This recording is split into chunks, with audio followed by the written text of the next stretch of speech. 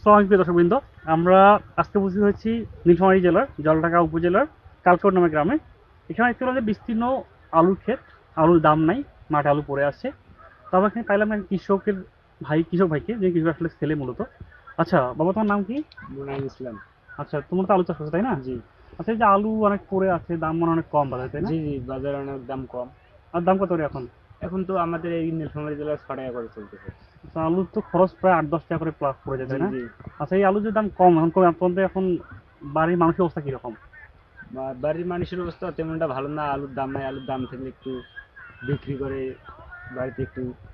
বাড়ির খরচ চালাইতে হইতো। হ্যাঁ, জি, এবং জি। তোমাদের তো সমস্ত যে ইনকামটা এখানে আলু থেকে শস্য থেকে আসে, তাই না? জি, আলুর দাম কমে যায়, মূলত হলো যে বাড়ির যে সংসারের খরচ, সন্তানের লেখাপড়া সমস্ত কঠিন জি, হয়ে যাবে জি, এখন, তাই না? জি।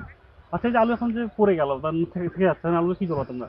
এগুলো বাড়িতে গরু আছে, ছাগল আছে, এগুলোকে এখন খাওয়াবো আর কি করবো। সরকারের কাছে তোমরা কি আশা করো? সরকারের কাছে আমাদের একটাই আশা, আলুর দামটা যাতে বাড়ে দেয়। তাহলে আমরা মোটামুটি চলতে পারবো। মোটামুটি চলতে পারবো আর কি। আর্থিক দর্শকবৃন্দ, অবস্থা বাড়বে আর কি। ওকে, ঠিক আছে, ধন্যবাদ।